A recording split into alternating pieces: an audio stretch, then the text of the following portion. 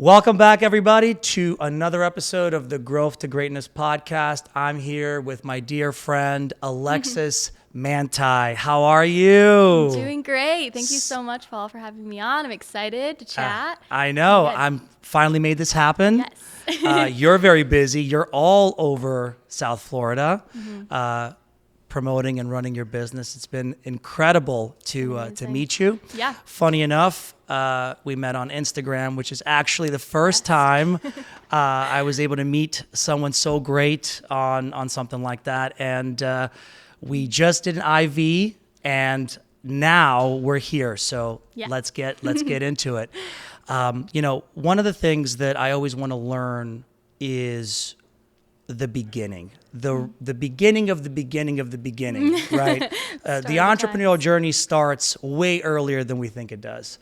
So tell me a little bit about your upbringing and kind of the early days for you, and highlight anything that stands out to you that you think would be interesting to go through. Yeah. So I was born in Michigan. That's where my family is from. That's where I grew up until I think I was about 20 years old. So I have 3 younger siblings. So I was an only child for about 5 years, and I have great parents. They're my best friends, my mom and dad. They're amazing, and they're actually entrepreneurs themselves. So I think that's what kind of sparked things in the beginning. I always saw my dad, grinding, hustling, doing that thing, and then my mom's a nurse. So I saw her. She did a couple different roles, but she worked in a hospital, did some home care, and then they ended up starting a business together later down the road. But yeah, my childhood was great. I was actually homeschooled as a kid until about middle school. So I actually had it all. I was homeschooled, I went to private school, and then I went to just regular school, public school. Yeah, all the best of all worlds. I saw all the deals. So Nice. that was really cool. Got really close, obviously being homeschooled. You're home every day with your mom, and we did different classes here and there and got out and met friends. I think when I say I'm homeschooled, people are like, how are you not socially awkward? Like they have this idea of totally. somebody that's homeschooled in their head. Everybody's got ideas of things and how they see these things. Yeah, We're going to get into that because I think that is the same thing with the IVs too. Yeah, right. we've discussed that before, for sure. Definitely. Yeah. So let's focus in on this one particular thing. Your parents are entrepreneurs. Mm-hmm. They're obviously married. They're in a relationship. Mm-hmm. And that has its ups and downs. And so you grew up in a household where entrepreneurship was everywhere. Yes. And you were homeschooled. So there's a lot of time being spent together and all of that. Was there sort of a roller coaster ride of emotions and tough times and highs and lows? And how was that for you growing up? And then how does that affect you now, you think, as an entrepreneur? Did it strengthen you? Did it get you more prepared?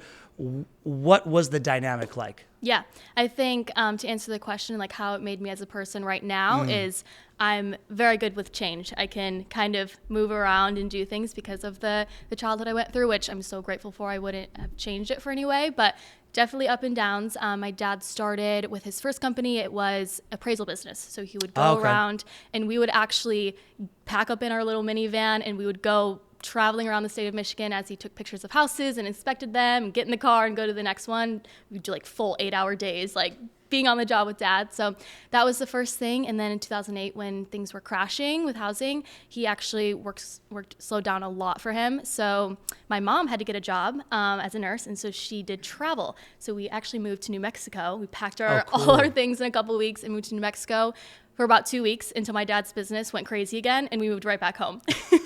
So there was tons of ups and downs through that. Times with absolutely no money where I remember literally being at a grocery store and my mom had 2 pans in her hand. She's like, we can afford one. Should we make more rice and beans or a skillet type? Should we try this? So definitely struggles and things like that going through childhood. But I've also seen my parents be widely successful. So seeing that, like seeing them start from the bottom and make it is amazing. And I'm so grateful that being the oldest, I was able to see all those steps where like my youngest brother is 11. He kind of didn't get to see all the ins and outs of that and the grinding that it takes and the hustle. But that's something I'm so grateful for. And I think that's also what has connected me to my parents a lot is I was the one that was with them. They were young when they had me. So I was with them as they were growing up and growing up in their business as well, which is really cool. Incredible. When your parents were on the down, did they involve you in teaching you any lessons, or was it just more of kind of from the sidelines, or how did that go for you? Were you always an observer, or were there like sit down and say, hey, you know, you're young, but this is stuff that you need to know? How did that go? Yeah, I think it was a balance. Like I said, I was always on the kind of the job with my parents as being homeschooled. We're packing up in the car and going. I actually have a memory. It was, I think, around the time, if I remember correctly, my dad was doing the appraisal business. He was also, I'm not really sure what the business was at the time, but selling something. Yeah. And I remember we had this blue minivan, and we called it the fish tank because like you could see right in the windows, and it was so embarrassing, like getting dropped off and picked up, and I'm like, oh, nobody look, I'm falling up in the fishbowl. But we were driving around, and we pull up to this very nice house, and I go inside with my dad, and the guy, like, I think gave him a box of maybe something my dad was selling at the time, and I remember walking out, and my dad was so excited. He was like, this is gonna be it, kind of thing, like we're gonna make it type of deal. And it was just like, I love to be a part of that, like be a part of the excitement and the joy. I don't really remember too many times where like I was fearful or scared. Like I don't think they showed too much of what was going on at that time. Okay. But yeah, I think they did keep us in the loop, and kind of we were along for the journey with them, which is really cool. But those exciting moments were right there. Yeah. And as you saw that, did you know, okay, I'm going to do something for myself one day, or was that something that evolved later or more recently for you? Yeah, I think I've always picked up on like wanting to be an entrepreneur, not that I even knew what that meant. Right. So It's a young at the feeling time. that you can't really define, Yeah, but it's something. I think creatively, like when I look back at different things I've tried starting and things like that, I remember taking a sewing class, very homeschool of me to do. Of course. At one of our homeschool, we would like meet up as homeschoolers every other week, and we'd take different classes, and one of them was a sewing class. And we learned how to make like aprons and bags and bookmarks, and I started with my friend. We would make more things at home, aprons, bags, bookmarks, and then sell them at the homeschool lunches. There it is. That's moms the early stage. Yeah, that was probably the first. Yeah. Even before that, I remember making these flyers for like house sitting, like dog sitting and cat sitting.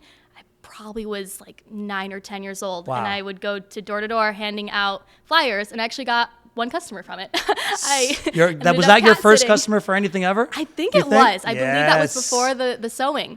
And it was funny. It was a sweet lady. She was going out of town for about a week, and I had to watch her cats and feed them. Cats are easy. I think she just kind of wanted to help me. I was this young girl on my bike dropping off flyers. Yeah, yeah. The cat didn't have a tail. And I remember I was so freaked out. I like ran home 2 doors down. I'm like, I can't go back there. I can't do this. But yeah, that's probably my earliest memories. And I think just watching my family do that, I was like, I want to do that too. Like I want to start my own thing. And being my own boss kind of was always in my head growing up. But I don't think I really knew the difference or like what that meant or what weight that had. But it was something that was just... It became almost second nature to you. Yeah. And it opened up that door. And I think a lot of people are unfortunately not as lucky to be able to have parents that are in that. So knowing what you know now, if you don't have the parents who are entrepreneurs, what would you say, even at a young age, let's say 9, 10 years old, or even 15, 16, because those are like two really pivotal moments in someone's life where they can really have a chance to transform. What would you say would be the lesson that, or the driver that they should think about to open that door for them if it's not open for them by the parents? Yeah. I think what needs to drive it is having a passion for something. Yeah. So I think for me, it was when I look back at all the different things I've done, I think I always wanted to fill a need and kind of help people. And so where it was the dog sitting, I could fill that need for them and be help to them as they're away. Where it was sewing, and later down the road in college, I had a vintage shop. So it was filling the need of people that wanted more sustainable clotheswear and things like that. So I think it has to, if it's going to sustain, it has to come from a place of your passion and why you're doing it and your purpose. Yeah. And I think, You have to define your purpose before any of those doors open, and that seems to be the thing that people are missing. You find your purpose first, and then the doors sort of open. We talked off cam a little bit about your story with your mom and your family and kind of how you got into some of the work that you're doing now. I've been excited to go through that with you. So if you could take us through that was an incredible story. Yeah. So I don't really know why I wanted to be a nurse, because as soon as I got into nursing school, I was like, this is not it. I hate this. I was kicking and screaming the whole entire time. I didn't enjoy it. I think it came from a place of, I wanted to help people and I wanted to like see it work. Yeah. And when we were going through clinicals and things like that and being in a hospital, we were put on a lot of like medical surgical floors, which means people are coming in sick, we're trying to help them, and they go home and, implement whatever we told them to do. Yeah. That meant, we're dealing with a lot of people with diabetes that are stroke risk. They'd come in, you give them the medication, and they go back home, and they either come back 3 months later with the same problems, worse, or the problems with side effects from the medication we gave. And we were never really talking about the diet and the lifestyle that could be changed and help them live a healthy lifestyle. You weren't helping them. You were just, Band-Aids. Yeah, bandages here and there. So I think that's what really the core, how I struggled through nursing school is like, I hate this. I don't want to do this. Even after I was done with nursing school, you have to take these state boards to get licensed and to work as a nurse. I didn't do it for, I think, 6 months. I was like, goodbye, I'm going into something else. I tried social media for a bit. I tried working for my family's company, like running their socials and doing things like that. And so I was like, goodbye nursing. I don't want to do any of this. Stepping away. Yeah, exactly. I had to go work as a nurse because I had gotten actually a scholarship for it. So basically this hospital gave me a scholarship if I worked at their facility for 3 years. And so I had graduated nursing school. They had found out that I graduated, and they're like, where are you at? Where's your resume? Are you coming in? And I was just ignoring the phone calls, like, no way, this is not for me. I don't want to be a nurse. Eventually, it was like, okay, pay this amount of money back or come work. And so that's my kind of first nursing job. I was working in neuro ICU at this hospital. And neuro ICU, for those that don't know, that is like an intensive care unit. So a lot of people that are strokes, brain injuries, it's like a 10-person floor unit. So very the worst intensive. of the worst. The Wow. worst of the worst. Wow. Yeah, Wow. I saw a lot. It was a very crazy job. Eye-opening. Yeah. How did that, just as a sidebar, how did that, what did that do for you emotionally?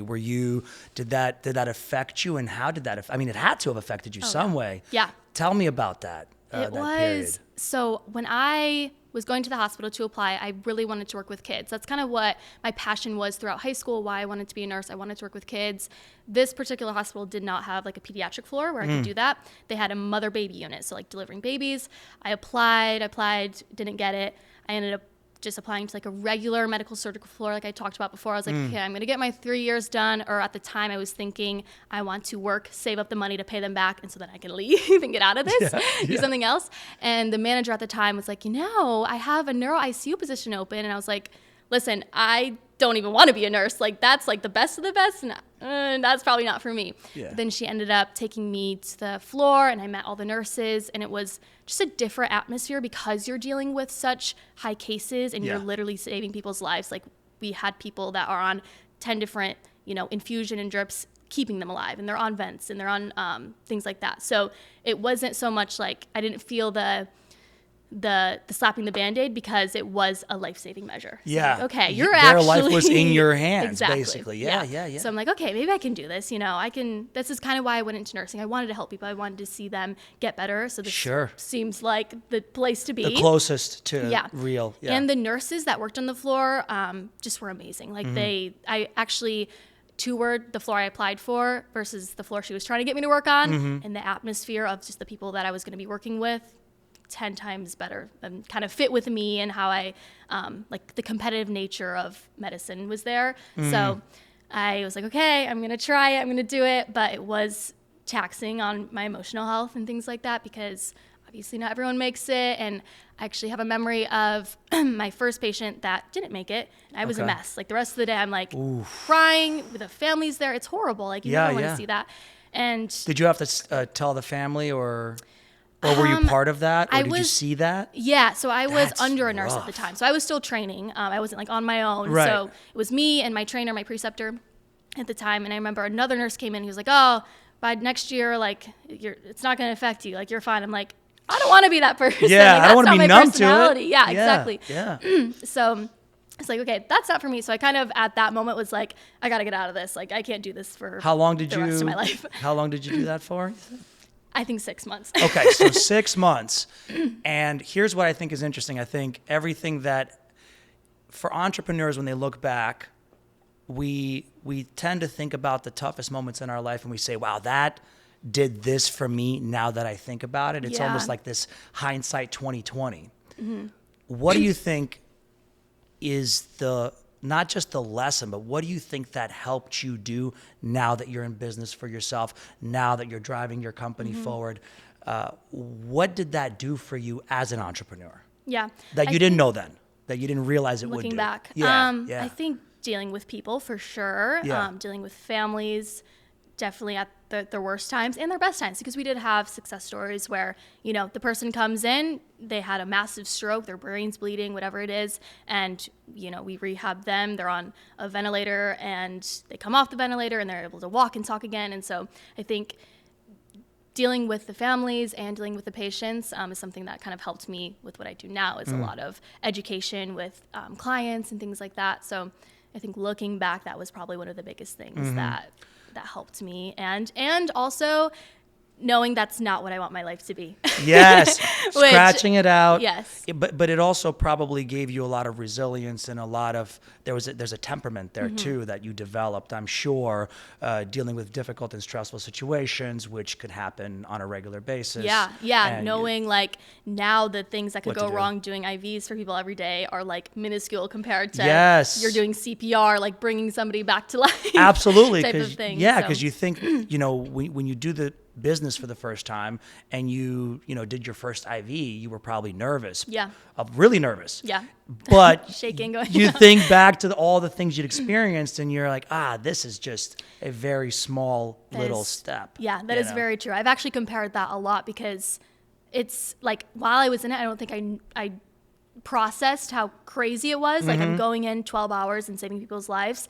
And now it's like I'm living my dream job and doing like what I'm very passionate about. And so I'm like, okay, whenever things get hard in business or you have a bad day or things like that, it's like, well, I'm not there. So this is better than that type of thing. Oh, I love that. So having a place where you know you don't want to go and comparing that and saying, well, it's not this, so it's a damn good day. Yeah, exactly. Yeah. You talked a little bit about purpose early on with your first two businesses before you even were aware you were being an entrepreneur or any of that in your early years. And you became a nurse and you did the intensive care for 6 months and you realized you didn't want to do it. Did that mess with you purpose-wise? Did that kind of create a barrier for you? Did you lose a little bit there, or was it a relief that you now knew one thing wasn't that? And you tell me about that. I think I didn't even know what I do now was a thing until it became a thing.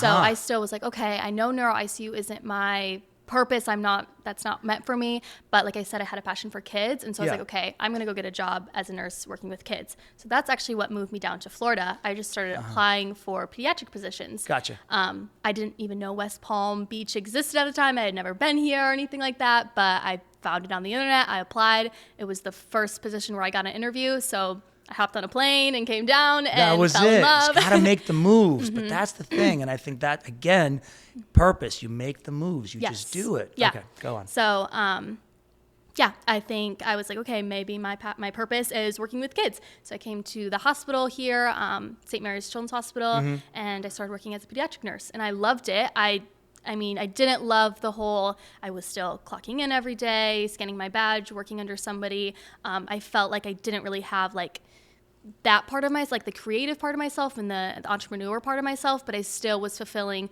the part that wanted to help people. And I was working with kids every day. I loved the people I worked with. So that part of my personality was being fulfilled. So that was nice. But I think I also knew I didn't want to work in a hospital for the rest of my career as well. I just had no idea what else was out there for me. Sure. So at the time, I remember like going back in journal entries and things that I wrote, I was looking into real estate and maybe like getting my license there because that could drive like the sales and the marketing that and the business aspect that I was could train you on into. some of that because you wanted to get into that. Yeah. I for think sure. I always I always really loved that. Yeah.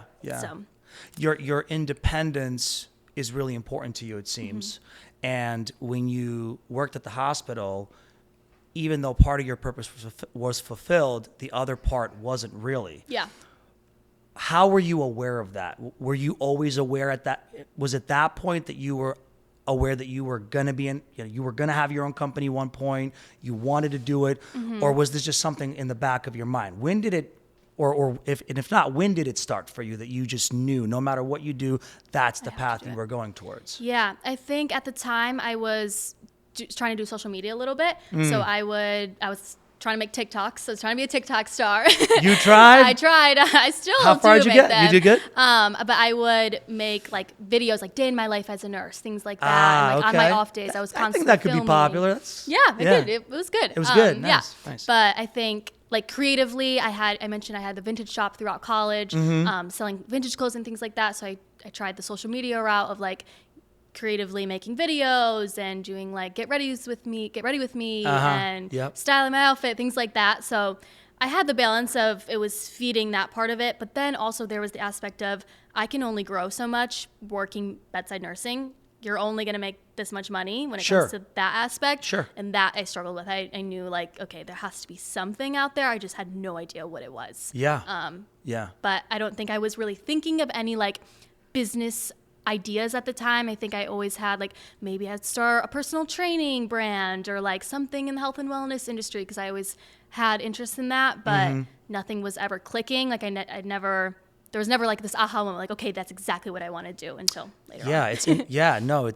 And the reason I was asking, and it shows, is we take a path towards where we end up as entrepreneurs, and we don't have to know what we're going to do. Yes, exactly. We just have to know that that's what we want to do. And then as long as you follow the purpose and you're true, it'll lead you there. It'll guide you there. Sometimes not in the best of ways. And you're going to talk a little bit about how, your story. But I think at the end of the day, it's going to take you there. And I talk with a lot of people, and I'm sure you do too, that I don't know what I want to do with my business. I don't know what I want to start. I'm not sure if this is the right thing that I'm building. It doesn't matter. As long as that purpose part is fulfilled, like it was for you, it ended up sort of guiding you there regardless of the doubt that you had of what it was. You were just trying everything you could. Yeah. Right. Yeah. And that was always a thing for you. You just had to keep trying, keep moving. Okay. Yeah. So you get out of this intensive care, you move down to Florida. You are now at least pediatrics. Yeah. So you're getting a little bit. Yeah, you're getting closer. Yeah, you're getting closer. There's a money aspect now for you that you're starting to realize you want to go further financially, and then you want to pursue. So let take us through what's next. Yeah. So I'm working as a nurse. I think I moved down here in February. I got out of the training period, so I'm, hands-on. I'm getting the groove of like bedside nursing. I feel like it was a lot different than the intensive care unit because they're so different. This was more kids are coming in sick, but we make them better and we get to send them home. It's not like life or death scenarios, which was a happy place to be. And obviously you're dealing with sick kids, but we make them better and it's happy. So I was content. I moved down to South Florida with no family, no friends. So I was meeting people. I was putting myself out there into different groups. You didn't isolate. I mean, it's tough to move to. How was that for you as a sidebar? I think I always knew I wanted to move and get out of Michigan. And it was just about like the timing and believing that I could. Not a lot of people, I feel like, from my hometown do. I mean, they leave to go to college or they go to universities, but I feel like sometimes they come back and they stay in Michigan, I feel like. So I would always see like different people on Instagram and social media. I'm like, I want to do that. But I don't think it ever like clicked for me until I was just like, what if I just move across change the your country environment and just completely. do it and see. And I have an amazing family. Like I said, my parents are my best friends. So they were in full support. They're like, please go so we can visit you in the warm state in the winter, which now is crazy looking back because they're transitioning to move down here as well. That's right. Yeah. I think they were like, okay, you led the charge. Yeah. You were the test dummy. Right. Yeah. But it wasn't, I mean, there was times where obviously I got homesick and I missed family, but I loved it here so much. So it didn't was regret great. the decision. and meeting people and all that will come, but you made that jump. If your family didn't support you, It's a really good question. because that's what happens. Yeah. Your parents happen to be entrepreneurs. They understand. If we let her do this, it'll just strengthen her will. Right. Right? Because that's the core thing. But what if not? It's a great question. I think it kind of can go both ways because I grew up with amazing parents, and so I trust their opinions. And so them supporting me, I trust that they support me, and it made it so much easier to do the move.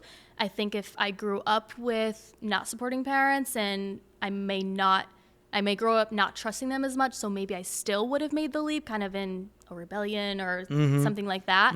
But I think it's hard to go back and like know how I could have been, but I think my personality is, I'm very close to my family, so if it's something that, they're like, that's probably not a good idea, or they don't want me to do this, I probably wouldn't, just the way I grew up being close with them. Yeah, but you really trust their opinion. But that being said, if you were set on it and they said, we don't think it's good, you would have probably done it still, down the road for probably sure. down the road anyway. But it's good to have that. So I think that's really important, because a lot of parents, my parents, when I told them I wanted to start a recruiting company, my mom, I think she cried a little, honestly. She was like, oh no, don't do this, very bad. You need job, need job. And I said, Mom, I've been in a job. Yeah. I've been in countless jobs. I've sold, I've done this, I've done that. But my dad was, he got me, because my parents were a musician and an actress. My mom was an actress. And so I think they were creators in their own way, right? Stage, and my dad was a guitarist in a rock band, which is crazy to think. Yeah, crazy to think. So my mom is just worried about me, right? Parents are worried about you. But my dad, he understood you got to follow what it is. As a creator, you have to follow and create.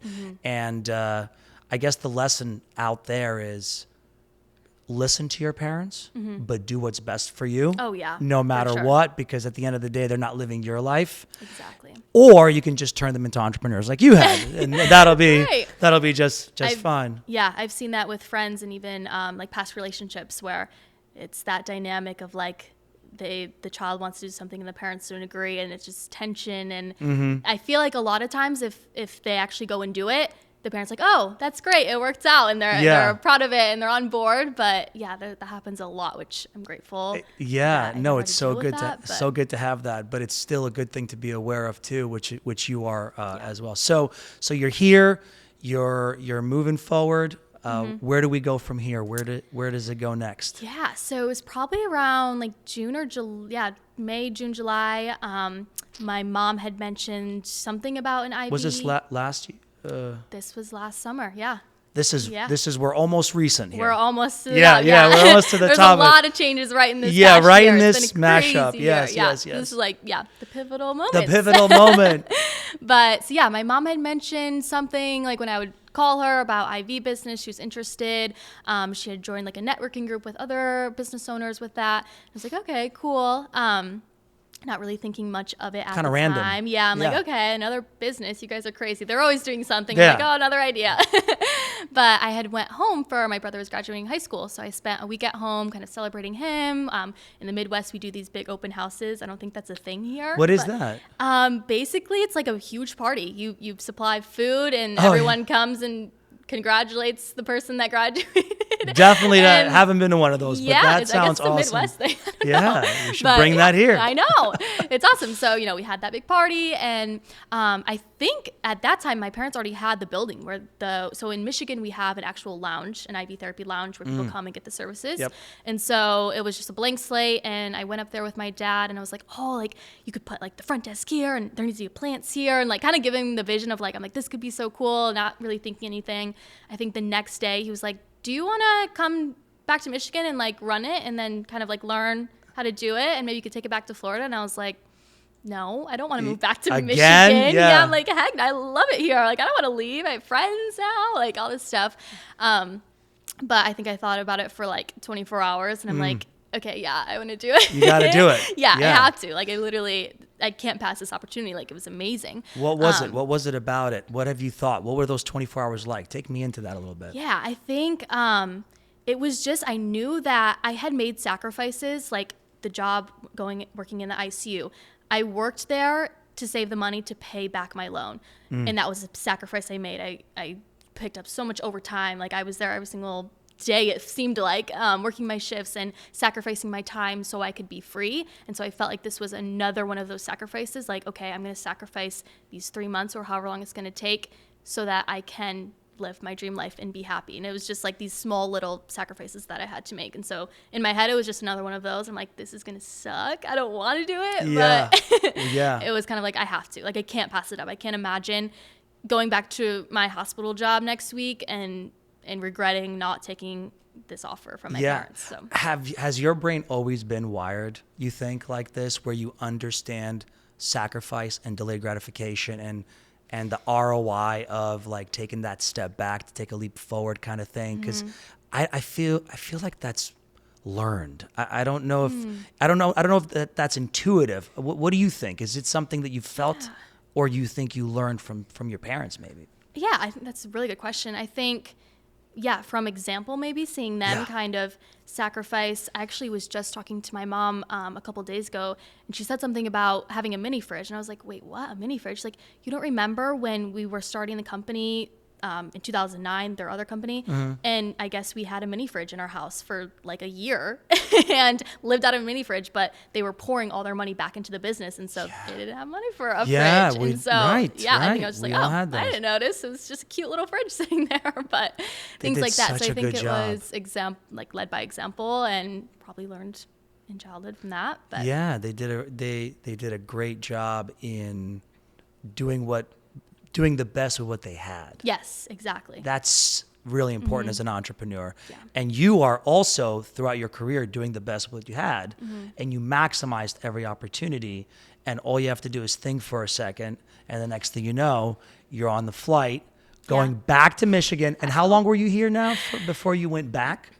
Only like 5 months. 5 months. Okay. Yeah. So you've had like 5-6 month stints with basically all this stuff. I'm like, so much change. But so did you just waved a goodbye, shut it down, and see you later, told your job, and that's it? I actually tried to keep my job because I was like, but they won't let you. Yeah. So I was like, I've been there. I do like it. I went to my nurse manager and I was like, you know what? I need to go home for 3 months. I have a good opportunity, but I'm willing to fly back for like a week and stay PRN basically. Yeah. I'll fly back for a week, work the whole week, and then, go back. And then once I'm back, maybe I can be part-time or stay PRN, things like that. Because I really did love working with kids, and that did feel like a big need that I have for my passion. And she basically was like, your position is very sought after, so your full-time position, so either stay or go, which looking back, it's just like, there's a really big nursing shortage. Yeah. It's crazy, but. But that's how they want to condition you to say, you're walking away from something big and we don't need you. Yeah. And it's just that inkling to say, well, maybe I'm making the wrong decision, to create doubt. That did. I'm like, crap. Are you second guessing yourself? Oh man, if I lose this, then what? It's another level, huh? That is such a good point, because I remember thinking like, okay, that it was like a safety net. Like, okay, I'll keep my job here in Florida. Yes. And it helped me in my brain think like, okay, if I keep my little position here and it doesn't work out like in the back of my head over here, then I can just go back to being full-time as a nurse and keep my life here. Yeah. And so that was, I remember when she called me and was like, no, either stay or go. I was just like, okay, we're all in. Like, we have to do either this now. You do it or you don't. But I think the universe will test you that way. I just, and I get a little esoteric sometimes on these. It is growth to greatness. So we got to talk a little esoteric. The moments in your life, as you've described them to me, really seem like you have to burn down the boats, right? There is no plan B. And sometimes, and many times, life is going to do that to you. It's going to say, we're not going to let you. We're not going to let you have that safety net. And you're going to have to do it, because when you want something, you don't just get it. Right. You get tested. You get challenged. Yeah. And they're going to want to test, and by they, whoever, they're going to want to test your will, right? And I think you made that decision real quickly and very clearly. You're not going to hold me. All right, I'm out. fine, whatever it is, let somebody else have it. So, and you made that on the spot. That wasn't a decision you had to think about. That was just was it a 1, 2, 3? I think I knew the decision. I was like, okay, but I think I might have said, oh, okay, let me think about it. And then, yep, the next seal day, it. I was like, all right, that's it. Here's my 2 cool. weeks. Okay. So that was out. You're back on the plane. On the plane. All back right. to my hometown. All right. And you're in. Now you're pumped because you're going Yeah. into this thing that you're about to learn everything. Yeah, so much learning. Yeah. I So was very excited about that. you landed. Take us in there. Yeah. So I was already trying to get ideas. So it was basically me and my mom were going to be running this lounge and getting clients and learning all the things. And so as soon as I got home, I remember they already had like everything to open as soon as I got there pretty much. And so I practiced, I think I gave my brother an IV, my dad an IV, and just learning the different solutions we had, the different vitamins, putting them together. I'm like, okay, this goes to this. And I honestly didn't do a lot of IVs in my nursing career until this point, because in neuro ICU, we had an IV team, or they had like central lines, like not just peripheral IVs. Yeah, sure. And then in my pediatrics, I did a couple of them, but a lot of times nurses that were really good would come help me because babies are hard to stick most of the time. So I was like, okay, let me practice on everyone's vein, like knowing what to do. And I need veins. yeah, I'm like, who's willing? But That's yeah, awesome. we really, I think we opened doors, like hours, like, hey, we're open the next week. And actually, we had a client book before we were even opening. So I think it was like a Thursday. We were going to open in the afternoon. A client booked for Wednesday. And so we were panicking. I'm like shaking, trembling. I'm like, I don't know what to do. I'm so like, scared yeah, right I will now. never forget the guy who was awesome, but I was winging my sales pitches and everything. Yeah. I'm like, but he had done IV therapy before, so it was a perfect first client because Thank God. he was like, I love this stuff. He believed in it. He loved it. And so I'm like, all right, let's go. We're doing it. So Yeah. it was fully pushed in. That's incredible. So let's take a step back into that moment where you had to learn everything, right? What was going through your head? Were you just focused and ready to just what was going on inside? Like, Yeah. I want to understand what battles internally you had to fight to get yourself to the point where you're like, all right, this is happening. Yeah, I was very excited. Okay. But there was also a part of me that was struggling because I had just left my whole life in Florida. Okay. It felt like Yeah, to me. yeah, yeah. And so I remember like when I was working, I was super excited about what we were doing. Yeah. And my creative side was coming out of even just like how I wanted the lounge to look and what branding, because I like that kind of stuff, like the marketing Yeah. and branding aspect of it. So I remember like spending hours on Canva, like creating little social media posts and our different flyers we were going to put out and thinking of Yeah. different events we can do and a grand opening. So that was all so exciting. But I think also a part of me was I was leaving my life that I had built and that I was proud of and excited for at the time. So that was really hard. That's tough, yeah. Yeah, actually, that's when I got into running a lot. I would just, that's how I got my stress out. I would work all day and I was living at home again. So that was a whole new aspect. And I would, at night, I'm running. I could so relate. Running for me Yeah. is my thing. discuss that, I yeah. know. I think that we connected over that because of your marathon that you ran, Yes. which is badass. And Thank you. you know how hard it is now that Yeah. you run it. And anybody that says, you can run 20 miles, you can run 26 or whatever they say. No, it's brutal. tough. It's brutal. Yeah. It's the thing you do once, forget about it and move on. But running. Training for my next one You already. are nice. Nice. But no, yeah. Which one are you doing? The Miami one. The Miami, hometown nice. one, yeah. Okay, very good. Yeah. Excited, So you're in the IV game, but you're also now in the sales game. Yes. And we didn't talk about the sales experience and where that comes from. So take me into that a little bit, whether it's from your parents or personally. Sales. Talk to me Yeah. about sales and that significance in your life. I'm still learning every single day. Yeah. Every single It's day. a never-ending learning pile. Yeah. Yeah, of course. Yeah.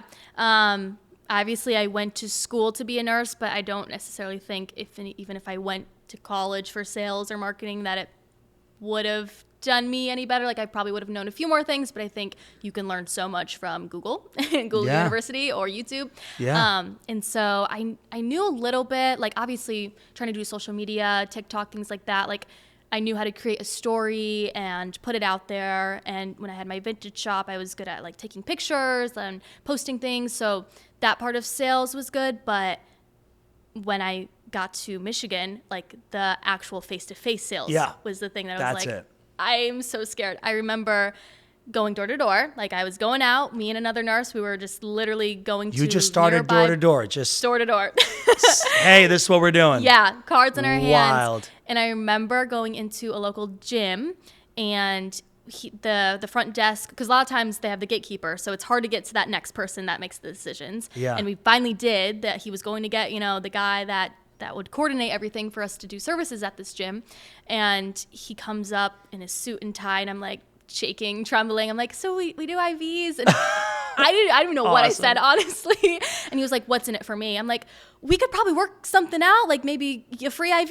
And so I'm like, I have no idea. Yeah. Now we do different things with commission-based and referral-based that we've put together. But at that time, I was just like, I don't know. What a lesson. So yeah, it's very, like, I have learned so much by doing it. Just doing it. Just going and doing it, trial and error. error. That's the only way. That's the best way, putting yourself in there, Yeah. putting yourself out there, and just winging it half the time. So you didn't have any formal sales training per se. It was just field on the street, knocking on doors, probably getting rejected quite a bit because nobody knows anything about IVs. Yeah, especially in the Midwest, like where I was in a kind of a rural area outside of Flint, Michigan.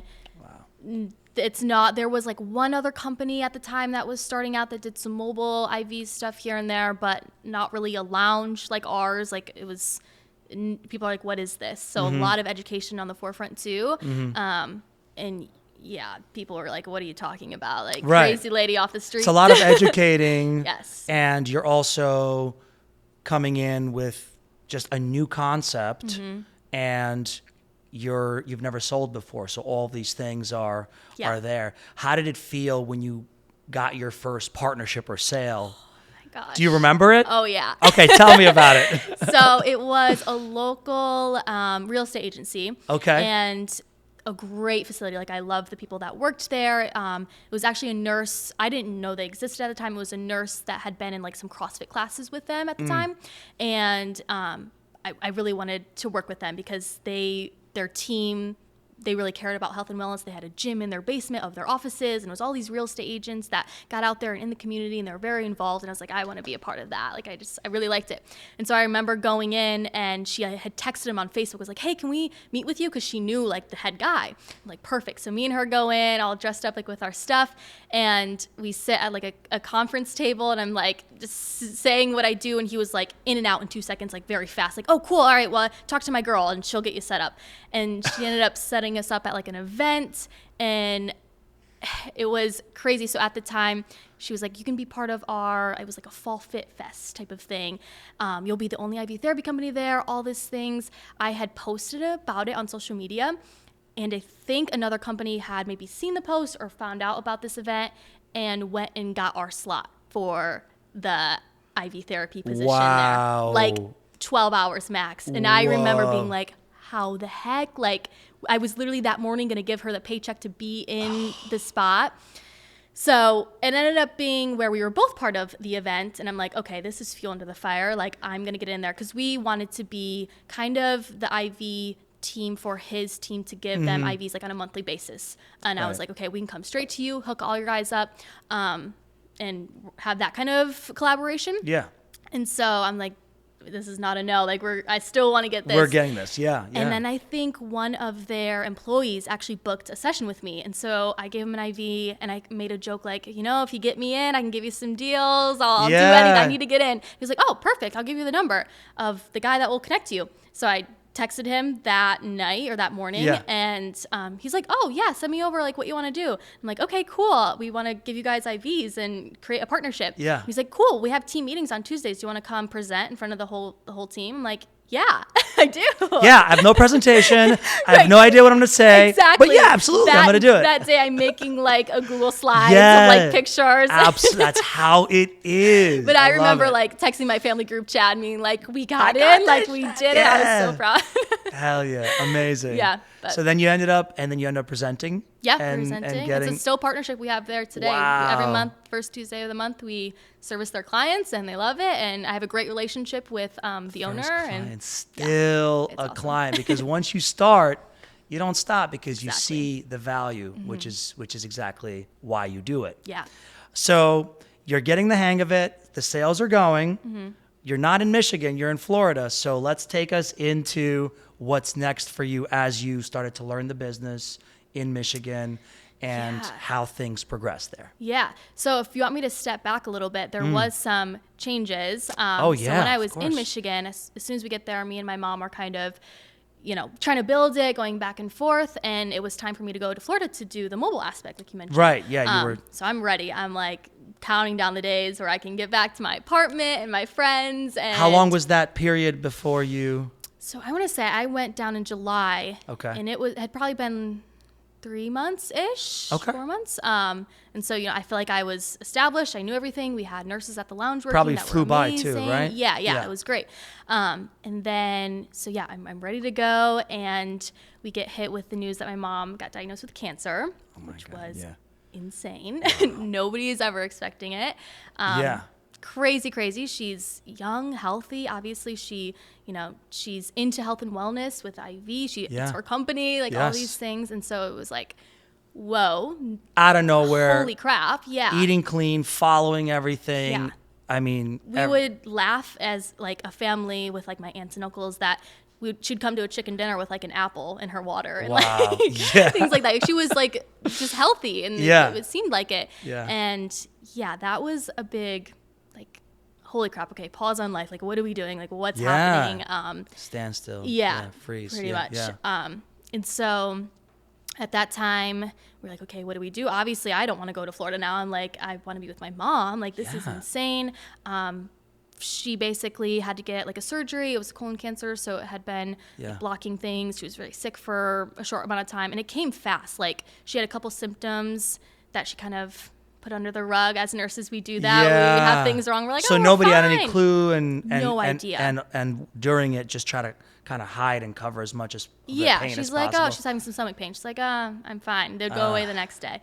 And yeah, so she finally got blood work, and they were like, oh, let's do a scan. Did the scan, and it showed a tumor. So like, okay, wow. So as a family, I think as soon as we were told, we were like, Yeah. okay, what are we gonna do? Like, we're researching everything. We're like, we have to change our whole lives. Like, what are we doing to get mom healthy again? That's Like, it. it wasn't That was an the option main for thing. That was, of course. Yeah. Yeah. And she has the best spirit. I remember her saying, like, obviously we sit down as a family. She tells us, I'm like on the floor, probably puking and passing out. I'm like, this is not real. Everyone's like crazy. And she's like, no, this is going to be fun. Like, this is going to be an adventure. Like, This is maybe gonna be fun? She Come literally said on. this is going to be fun. She's like, maybe we'll go out west or maybe we'll do this. Like, we're going to find the best treatment. We're going to make it an adventure, basically. And I'm like, you're insane. Yeah, that is ridiculous. You're crazy. I mean, obviously But she probably sort of had the her outlook. moments. Yeah, but the We're in outlook. private, but yeah. for her in front of my family, like, she's an insane woman and amazing. And so I'm like, okay, you're crazy, but what are we gonna do? So she ended up she had the surgery, and Yep. then kind of the doctors in Michigan were saying, you have cancer, this is what we do for cancer, we do chemo, and this is the treatment we do. And it just didn't quite sit right with her for her reasons. And so she's looking into just different therapies, and she ended up finding a place in Scottsdale, Arizona. Yep. So her saying out west before she knew anything was kind of crazy. Yeah. And it was a treatment facility where basically they do some of the things that we do at our facility of like high dose vitamin C and nutrient bags. And then also they would do like a low dose chemo. So, she would have to go there, basically move to Scottsdale, Arizona for a couple months, go every day and get her treatments that she needed. And it was a lot of like holistic approach, but also, the medicine side of the chemo. Yeah. And 2 months she was there, and now all of her cancer markers are completely coming back perfect. Wow. So Wow. insane. And how recent this is. This is just So recent. Yeah. not even not even a year ago. This is She left on Thanksgiving Day for Scottsdale. Wow. So, and fast forward, she left like January Yeah. of this End of year. January. Yeah, So of this this year. just all happened. Wow. Yeah. Okay. But at that time, it was like, okay, we were like going to launch the business in Florida. We have the lounge. Right. You're in Scottsdale. Yep. So here's me like trying to be on a flight every week to visit her, be Of with course. her, be with my family, be back home trying to make sure the lounge is working.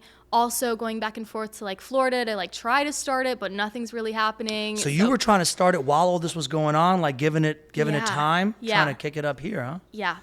That's wild. Slowly, but like seeing kind Yeah. of how to get things rolling. Yeah, Because obviously she's like, you want to be in Florida. Like, I want you to be there and things like that. So What an amazing woman. she's, yeah. Honestly, I mean, I can't talk enough about her. I She's the can. best. I mean, from what I'm hearing, incredible, She's the incredible. best. So 2 months markers are good. Where are you at this time? Just still kind of going back and forth between Florida, or are you already permanently here? Or? So while she was in treatment, I'm back and forth from Scottsdale to Florida to Michigan, kind of trying to hold things down. And then I want to say like February, March is when I kind of came back to Florida full time. But I was still, she's still on the journey of making sure her health and wellness is top priority. Sure, so I'm of course. kind of covering Michigan. Like I'll staff and I'll help out and I'll train the nurses, things like that. So I would go for like a week at a time, sometimes back to Michigan to make sure things are going well over there as well. But then also like hitting the ground running, starting Florida. Absolutely. Probably I would say March is when I was like, okay, let's go. Like let's do Full this. force here, perma. And when they gave her all the results, was it a relief? Were we concerned? Still, that stuff would come back because you know how these things can go. Yeah. What was that? How was that for you guys? I think her confidence in like Yeah. knowing that she's fine, like this is just a little bump in the road, Sure. like it just put our whole family at ease. Like she was in great hands at the facility she was at.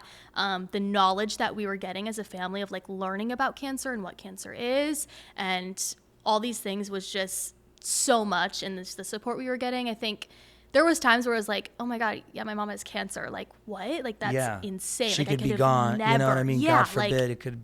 But learning more about what the disease actually is and how to prevent it with, it's building up your immune system, and that's Sure. all the things she was doing. And having a plan after she was leaving the facility, she still does her high-dose vitamin C, her nutrient bag. She's getting the test done. She's, staying healthy on top of her diet. When she had first got diagnosed, we were looking into like, what do we do right now? Yeah. And she would literally drink like 6 juices a day and eat like the same massive salad every single day. She's basically like overdosing on nutrition. Yeah. Just like flooding her Flooding body her body with because nutrition. it's And vitamins and because minerals the and- retention is so low when you're going through that you have to overpower the body with in Yeah. a good way Yes, with nutrients. exactly. What role do you think the IVs, or how big of a role do you think they played? Were they pivotal to that process and in her journey? Yeah, for sure. I think like the doctors there, obviously they're using the same IVs, the high-dose vitamin C, Yeah. the nutrient bags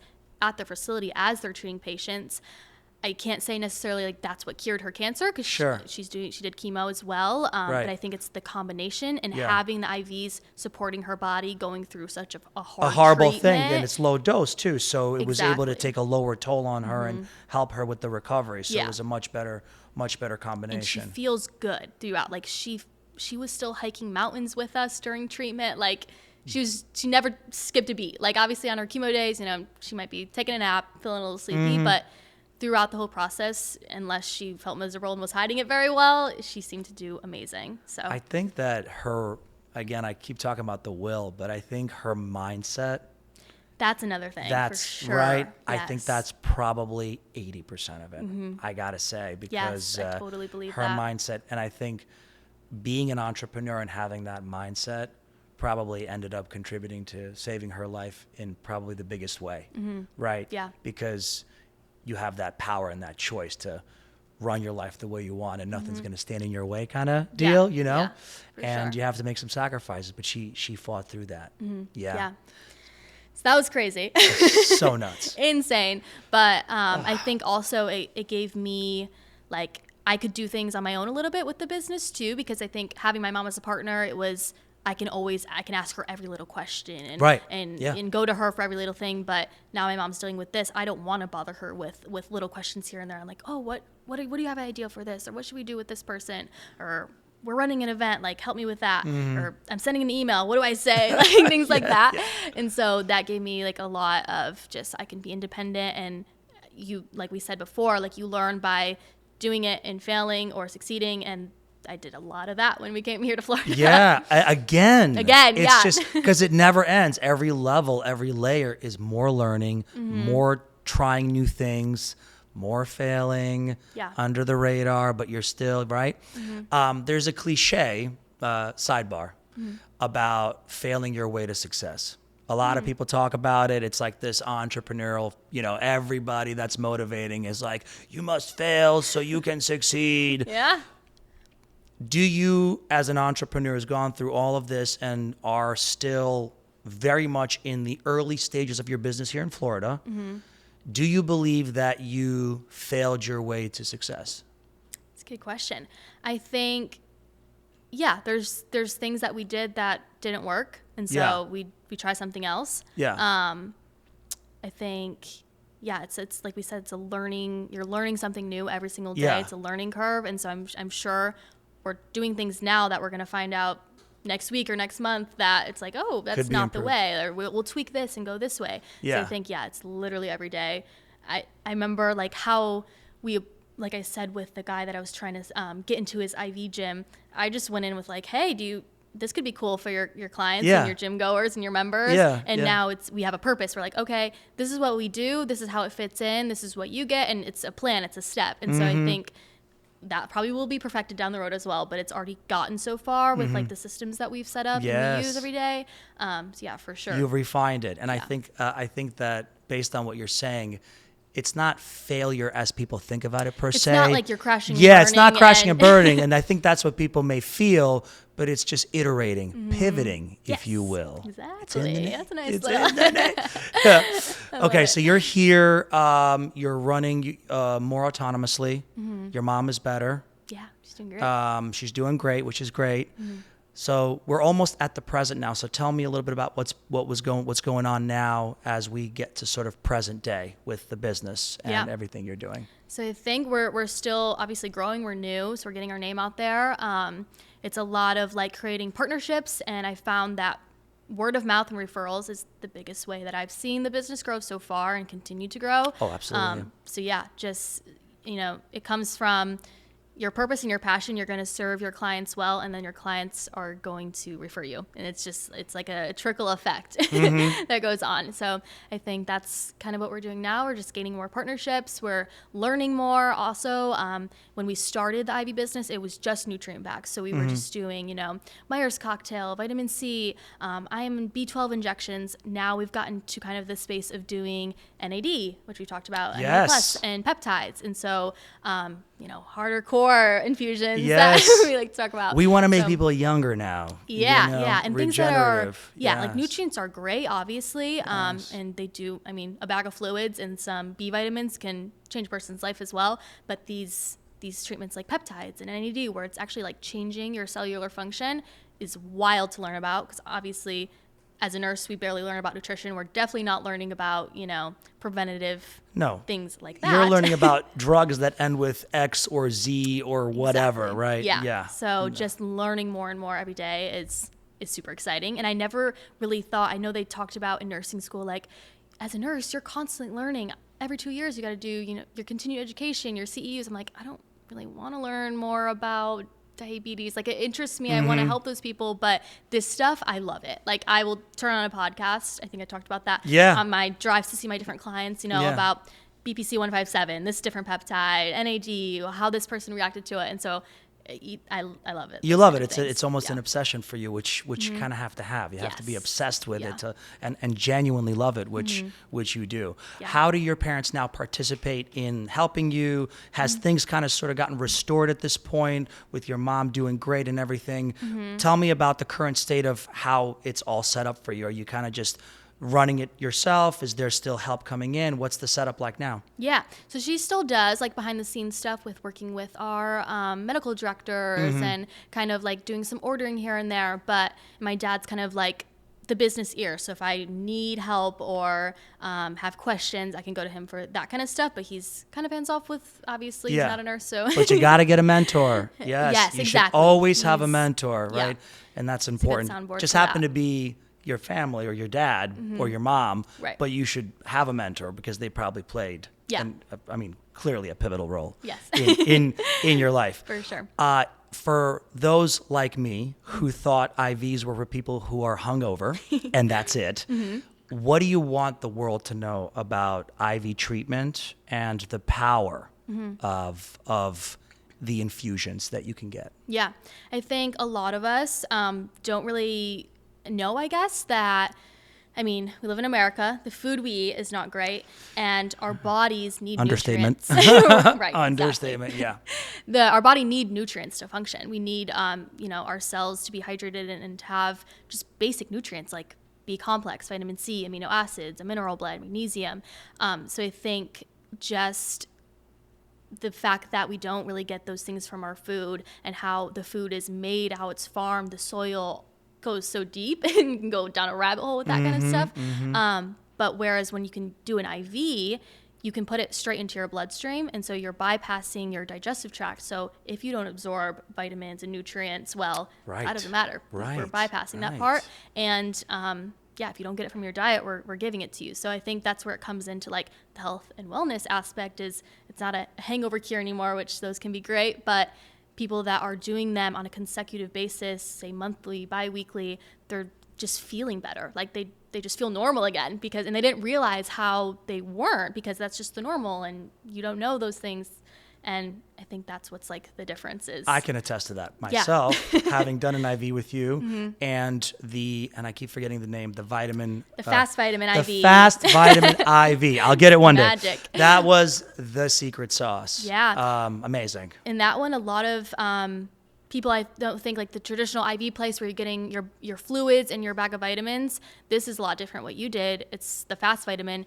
Has 19 different vitamins in it, a B complex, magnesium, and amino acids, and that we actually just push straight into your IV site without any fluids. And so that's like really overloading your cells with the nutrients. And so that's why you feel the amazing benefits from it, because your body's like, oh my gosh, thank you. Still can't wait for the next one. I even Yeah. texted you before this and I said, holy moly, like, what this is wild. Because at first I thought it was in my head, but it's not. You can directly feel an impact. And I think with how, I wouldn't say damaged, but absorption it's difficult for after eating the foods that we eat, unfortunately, that we're privy to.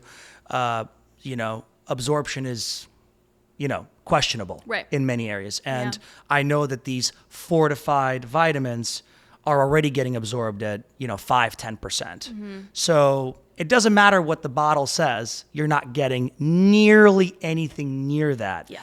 And I think what I loved was, for the first time ever, I felt what a vitamin should be doing for me. I don't know which one did what, because there was 19. Right. But focus, every benefit that you can think of, focus, clarity, energy, feeling awake, drank way less caffeine, and mood, because there's definitely vitamin deficiencies affect mood, which 100%. I didn't realize how I had swings based on certain things, and it really does level you out, which it should, because it levels out your system. Yeah, right. That's awesome. It was a really interesting thing. I love that. For those that don't know the NADs, and I do want to just talk a little bit about the NADs. Yeah, the NADs. Yes. I won't go too deep into it. It's basically a B3 derivative. So we have NAD in our body when we're born. And then as we age, our body doesn't remake it. So it decreases. And so we're able to give it as an IV. And I didn't coin this term. I wish I did, but it's like cellular fitness. So it's working at the mitochondria of your cells, working those out, and basically telling your body to remake the cells correctly. So getting those damaged cells out of there, and people see amazing benefits, anti-aging, they sleep better, they can focus better, their energy levels are better, their performance in the gym, if they like to work out, the muscle recovery time is way less, I've heard. So it's really cool. I mean, incredible. The fact that we don't have the knowledge, and I think we should do a whole other podcast just on IV therapy and the NADs and what this whole business and this whole industry, it's hidden.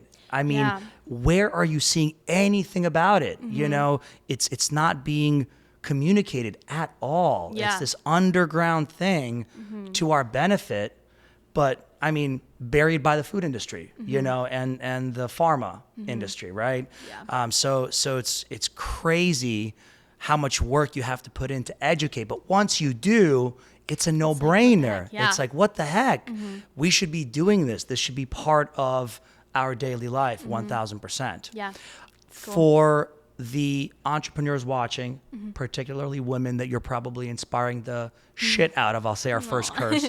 Yeah, because your journey is so interesting. And yes, you had the support, but you made those decisions. And just the sacrifices. I know we were going back and forth, but I know people watching saw the movement back and forth, the horrible thing with your mom's cancer, the, you know, choices to leave work and have nothing to come back to, severing those metaphorical cords to follow and pursue your passion.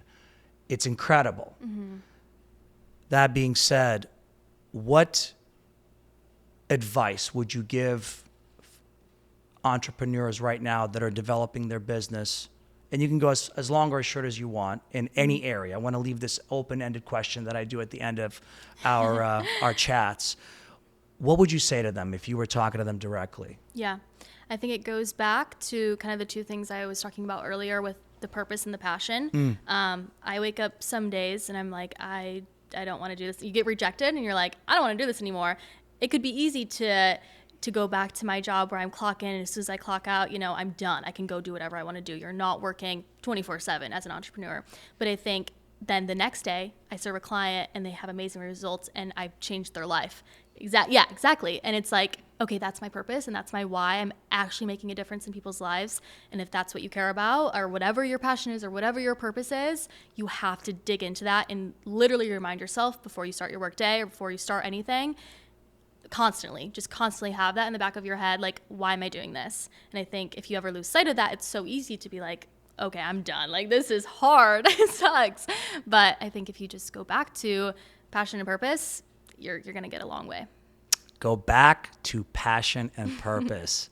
Amazing chatting with you, Alexis. Thank you so much. This is awesome. This was I appreciate it. so cool. Yeah. And I'll see you on the next one because we're definitely doing another one. Perfect. I love it. All right. Cool. Thank you. Thank you.